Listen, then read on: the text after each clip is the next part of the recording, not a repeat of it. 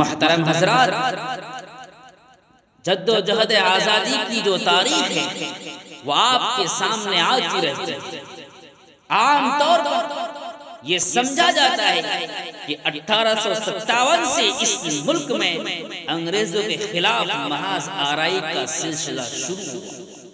لیکن حقیقت کچھ اور ہے۔ مسلمان اس ملک میں انگریزوں کے خلاف میدان عمل میں صدیوں پہلے آ چکے تھے۔ 1498 میں انگریز اس ملک میں آ گئے۔ 1601 میں ایسٹ انڈیا کمپنی کے تحت منصوبہ بند طور پر انگریز پورے ملک میں اپنا جڑ مضبوط کرتا ہے۔ 1707 میں جب شہنشاہ اورنگزیب رحمۃ اللہ علیہ اس دنیا سے رخصت ہوتے ہیں اور مغل سلطنت کی بنیادیں ہلنے لگتی ہیں، ڈھیلی پڑ جاتی ہیں، تو انگریزوں کو موقع ملتا ہے اپنے پیر پھیلانے کا، اپنے پنجوں کو جمانے کا، اپنی سازشوں کو تیز کرنے کا۔ اور جب انگریزوں کی سازشیں تیز ہوتی ہیں تو وہ پہلی شخصیت جو انگریزوں کی سازشوں کو سمجھتی ہے اور ملک کے خطرات کو محسوس کرتی ہیں تو وہ حضرت شیخ احمد سرہندی رحمۃ اللہ علیہ، حضرت مجدد الفی ثانی رحمۃ اللہ علیہ۔ حضرت والا اپنے مریدین کو، اپنے شاگردوں کو بتلاتے ہیں کہ انگریز جو تاجر بن کر اس ملک میں آئے ہیں ان کا مقصد تجارت نہیں ہے، بلکہ میں یہ سمجھتا ہوں کہ وہ کچھ اور سازش اپنے ذہن میں لے وہ ہمارے ملک پر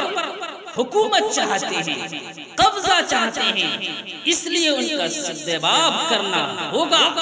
ان کے راستے روکنے ہوں گے، اسکیمیں بناتے ہیں۔ لیکن حضرت مجدد الفی ثانی رحمۃ اللہ علیہ اس دنیا سے رخصت ہو جاتے ہیں، ان کا خواب شرمندہ تعبیر نہیں ہو پایا، لیکن جو جذبات ان کے دلوں کے اندر تھے وہ ان کے شاگرد کے اندر منتقل ہوتے ہیں، اور وہ منتقل ہوتے ہوتے حضرت شاہ ولی اللہ محدث دہلوی رحمۃ اللہ علیہ کے حصے میں آتے ہیں۔ شاہ صاحب رحمۃ اللہ علیہ بھی اسی فکر کے مطابق اس ملک میں اپنی زندگی گزاری اور ہندوستان سے باہر دیگر ممالک کا بھی دورہ کرتے ہیں اور انگریز کے خلاف محاذ بنانے کی کوشش کرتے ہیں، لیکن وہ بھی اس دنیا سے رخصت ہو جاتے ہیں۔ ان کے بعد ان کے لائق و فائق فرزند حضرت شاہ عبد العزیز محدث دہلوی رحمۃ اللہ علیہ کے ہاتھ میں کمان آتے ہیں، وہ وہی سے سلسلہ کو آگے بڑھاتے ہیں، لوگوں میں بیداری لاتے ہیں، انگریزوں کے خلاف نفرت کے جذبات پیدا کرتے ہیں۔ اور اس سے پہلے 1799 میں شیر میسور حضرت ٹیپو سلطان شہید رحمۃ اللہ علیہ اپنوں کی غداری کی وجہ سے جامِ شہادت نوش فرماتے ہیں، اور بنگال میں نواب سراج الدولہ 1757 میں جامِ شہادت نوش فرما جاتے ہیں۔ یہاں تک کہ جب انگریز 1803 میں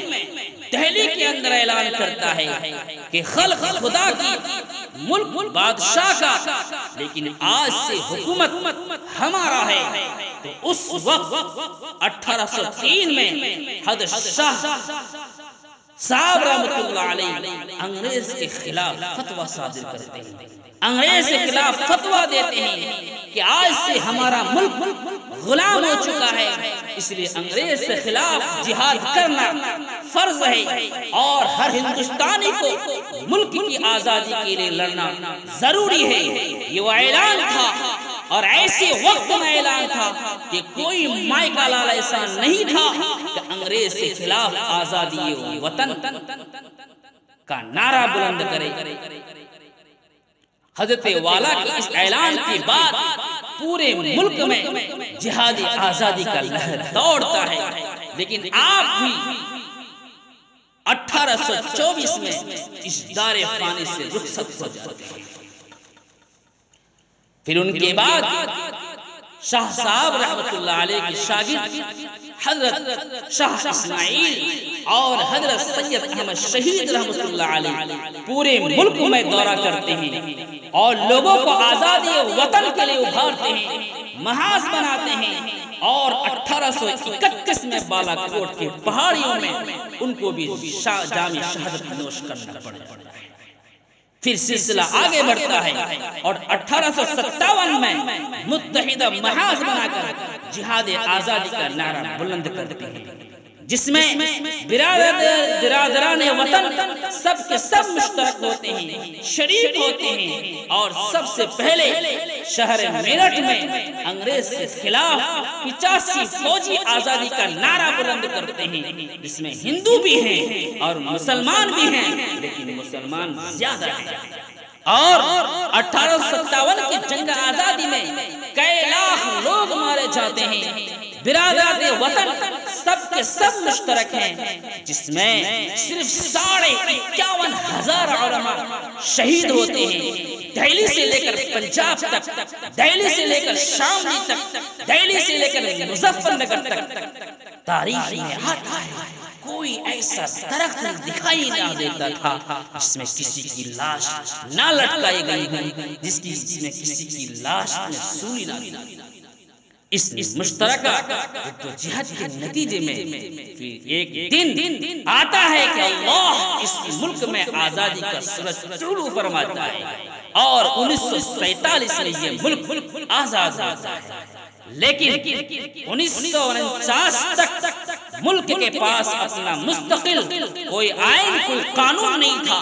بلکہ ملک کا نظم و نسق انہی قوانین کے تحت چل رہا تھا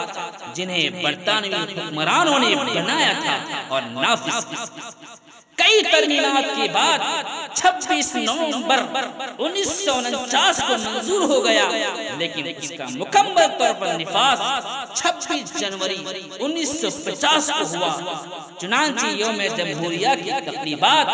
ملک بھر میں انتہائی جوش و خروش کے ساتھ آئین کے نفاذ کو یاد کرنے کے لیے منائی جاتی ہے، اور ہمارا ملک ایک گلشن کی طرح ہے جس میں مختلف نوع پھول ہوتے ہیں، ہر پھول کی اپنی انفرادی